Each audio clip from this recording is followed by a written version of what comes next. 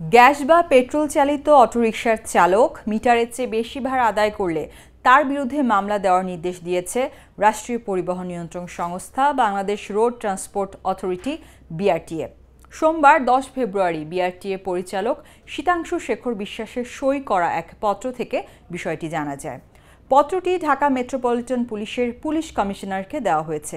পত্রে বলা হয়েছে, গ্যাস বা পেট্রোল চালিত 4/3 হুইলার অটোরিকশার জন্য সরকার নির্ধারিত মিটারের ভাড়ার হারের অতিরিক্ত ভাড়া আদায়ের অভিযোগের বিষয়ে মামলা রুজু করার নির্দেশক্রমে অনুরোধ করা হলো। পত্রে আরও বলা হয়েছে, সড়ক পরিবহন আইন 2018-এর ধারা 35(3) অনুযায়ী কোনো কন্ট্রাক্ট ক্যারিজের মালিক বা চালক রুট পারমিট এলাকার মধ্যে যে কোনো গন্তব্যে যেতে বাধ্য থাকবেন এবং মিটারে প্রদর্শিত ভাড়ার অতিরিক্ত অর্থ দাবি বা আদায় করতে পারবেন না। এর ব্যত্যয় ঘটলে আইনের ধারা 81 অনুযায়ী অনধিক 6 মাসের কারাদণ্ড বা অনধিক 50,000 টাকা অর্থদণ্ড বা উভয় দণ্ডে দণ্ডিত হবেন এবং চালকের ক্ষেত্রে অতিরিক্ত হিসাবে দোষসূচক 1 পয়েন্ট কর্তন করার বিধান রয়েছে।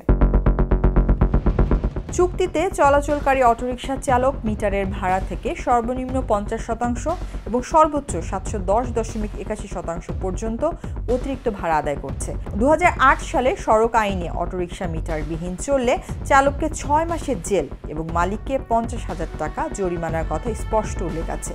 এ আইনের প্রয়োগ করা গেলে নৈরাজ্য থাকবে না বলে মনে করেন সংশ্লিষ্টরা। যাত্রী ভাড়া 5 বার এবং জমা 3 দফা বাড়ানো হয়েছে। এমন সুবিধা দেওয়ার পরও অটোরিকশা খাতটি বিশৃঙ্খল রয়ে গেছে।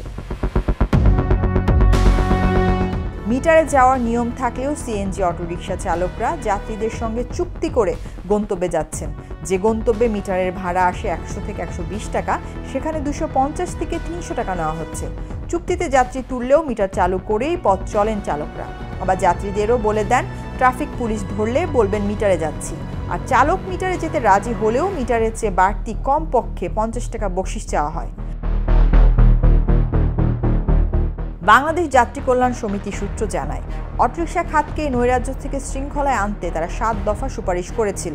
সুপারিশগুলোর মধ্যে রয়েছে ঢাকা ও চট্টগ্রাম উভয় মহানগরীতে 20,000 করে 40,000 নতুন অটোরিকশা নামানো, গণমালিকানার পরিবর্তে কোম্পানি ভিত্তিক অথবা অ্যাপস ভিত্তিক অটোরিকশা পরিচালনার ব্যবস্থা করা, মিটারবিহীন ও প্রাইভেট অটোরিকশা চলাচল বন্ধে উদ্যোগ নেওয়া, জমা ও ভাড়া বৃদ্ধি, সিলিং নির্ধারণ, মনিটরিং কমিটিতে যাত্রীর প্রতিনিধি রাখা, নীতিমালা লঙ্ঘন করে চলাচলকারী অটোরিকশা 1 বছর আটকে রাখার বিধান করা, আমদানি শুল্ক প্রত্যাহার ও আমদানিকারক প্রতিষ্ঠানের মুনাফা সরকার কর্তৃক নির্ধারণ করা এবং নতুন অটোরিকশা নিবন্ধনে স্বচ্ছতা নিশ্চিত করা।